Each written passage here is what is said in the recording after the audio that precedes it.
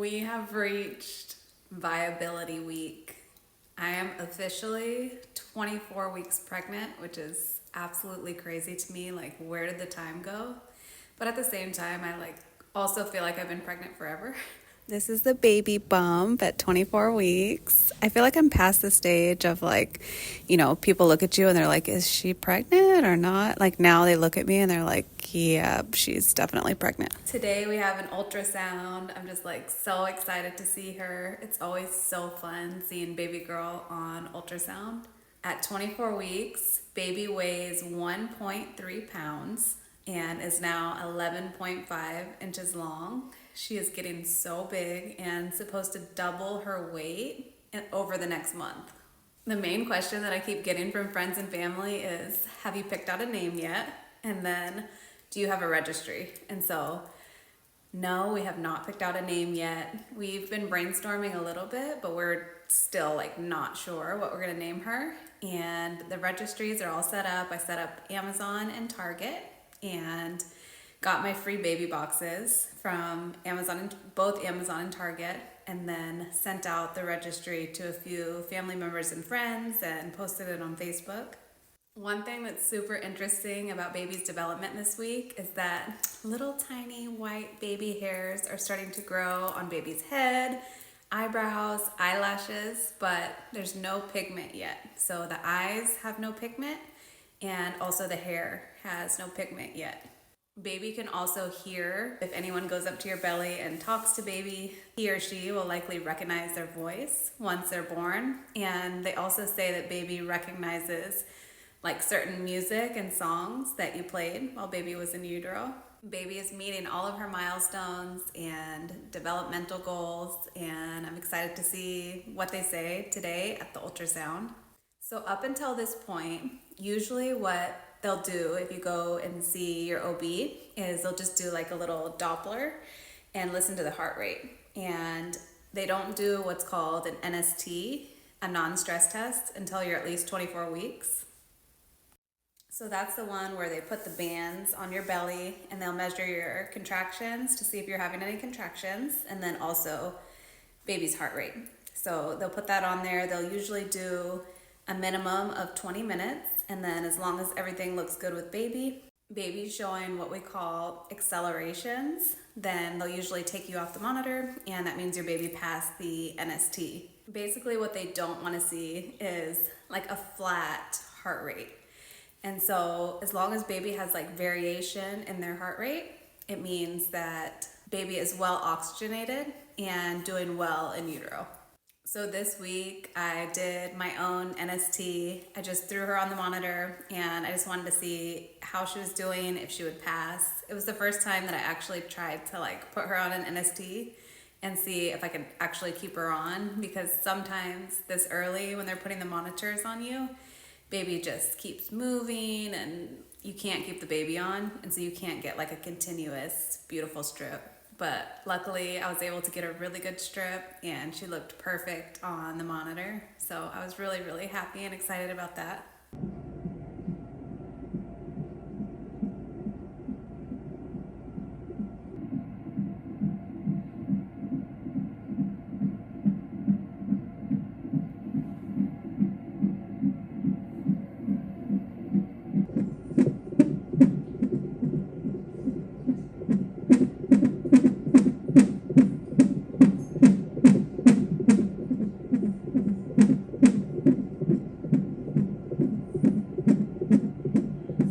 This was the strip, which actually looks pretty good overall for a 23-week-old baby. Usually this early, it's just really hard to keep baby on, but overall we have variability, we have accels, but maybe not 15 by 15 accels, maybe 10 by 10, if that, but there's no major decels or anything like that, so I'm really happy with the strip overall. If you guys are curious about the non-stress test and how to read the strip exactly, what I'm looking at, definitely let me know, and I'll do a video teaching you just on that, what all of these lines mean. Baby's heart rate's up top, contractions are down bottom, and kind of what baby needs to do to meet the requirements and actually pass the test. I'm a labor and delivery nurse, and so I do this every single day, and I don't mind explaining everything in another video if you guys are curious. I also have my 24-week OB appointment this week, and so I'm really excited to actually go in and see my OB. I think it's been like 8 weeks since I actually saw my OB. All of my appointments have just been like ultrasound appointments. So I had my anatomy scan, but I actually haven't seen my OB since I was 16 weeks, and I'm now 24 weeks. The OB appointment went really well. They'll basically just do a physical exam, ask you how you're feeling, and they'll schedule another appointment for 28 weeks. They'll put baby on the little Doppler ultrasound and just listen to baby's heart rate. They'll put a little bit of gel on your belly and find baby's heart rate. Just make sure that it looks normal. There's also some routine labs that they'll have you do. They'll do the 1 hour glucose testing, which is the gestational diabetes screening that happens between 24 and 28 weeks of pregnancy. Another routine screening is the RPR, which they do, I believe, 3 times during pregnancy in the beginning, now around 24 weeks, and then I think they do it again at the 36-week appointment. They've been seeing a huge increase in syphilis, and that's what the RPR tests for. And so that's why they're actually testing every pregnant woman throughout their pregnancy for syphilis. And then they'll do a basic CBC, which is going to check for anemia and also just measure your blood counts, like your platelets, your hemoglobin, your hematocrit, and of course your white blood cells, which are always a little elevated in pregnancy, and that's normal. I also had my doctor prescribe me a back brace because my back has been hurting a lot, I'm not gonna lie. I cannot believe that we reached viability. Viability just means that baby is more likely to survive outside of the womb, of course, with help. So if baby were to be born premature now, baby could go to a NICU, and with like breathing tubes and all the things, baby could survive outside of the womb. There's a way higher likelihood of baby surviving. So that is like a major milestone. And I remember thinking, like, when I first got pregnant, like, it's gonna take so long to reach 24 weeks, and now here we are at 24 weeks. The signs and symptoms that I'm having in pregnancy haven't changed much since I did my last video. I'm having a little bit of heartburn, but I've kind of figured out the things that give me heartburn, and so I cut back on eating those things. One of the major things is when I boil eggs and then I eat the yolk. So what I was doing, because it tastes so good and it was like one of my cravings, is I will toast a piece of sourdough bread and then put a little bit of mayo, and then I'll cut up, like, dice 2 boiled eggs with like the fat, like the middles and everything. And I guess it's the fat that gives you heartburn. And so I would just get heartburn. I would feel it just creeping up my throat so bad. And I was trying to figure out, like, what the heck is causing this? I've never had, I mean, I've had heartburn in the past, but never like that, like consistently. And it would happen every single time I was eating like the fats in the boiled eggs, the yolk.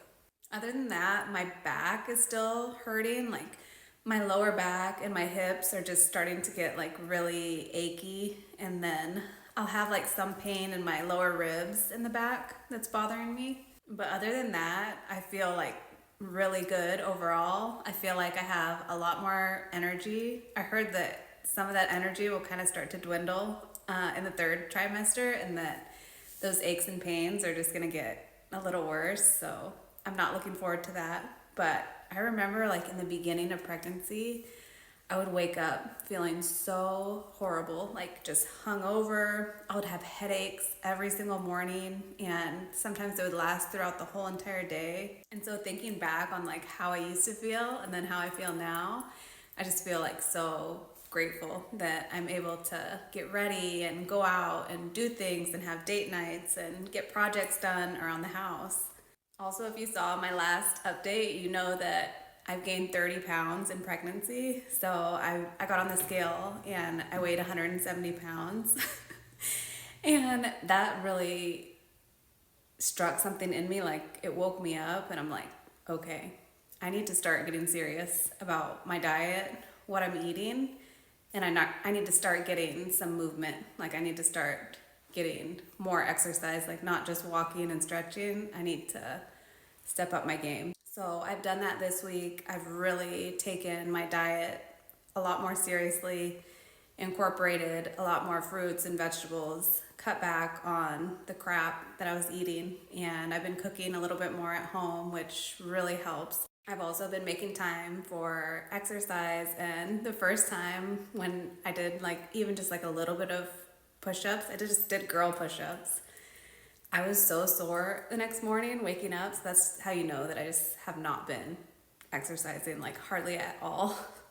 So I'm just really starting to focus on health and prioritizing a healthy, nutrient-rich diet. And honestly, I already feel better. And it's only been like a few days of focusing on what I'm eating. So I'm really proud of myself so far.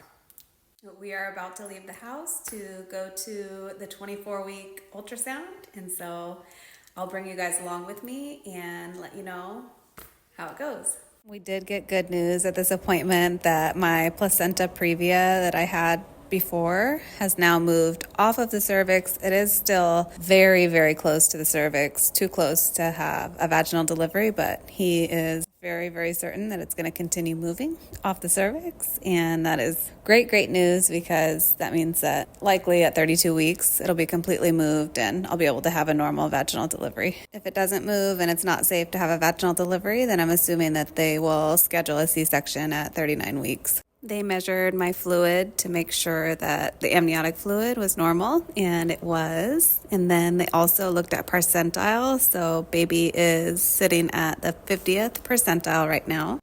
She weighs 1.9 pounds, so a little bigger than what I had previously said in the beginning of the video, because I was basing that off of what the app says, not the actual weight of the ultrasound. They gave us a little surprise at the end and threw her on 3D ultrasound, and we were just like in awe because we could see her face.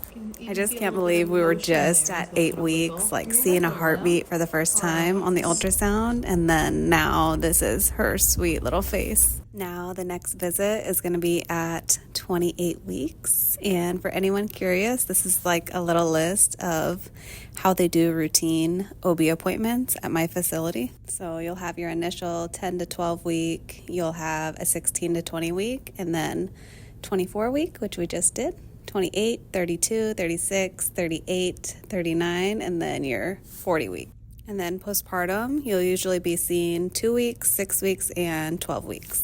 I'm really starting to feel pregnant now. Like I look at myself in the mirror and I just see my belly popping out, especially at night. And I just feel so blessed and lucky and grateful that my body is able to quite literally create another human being by the grace of God.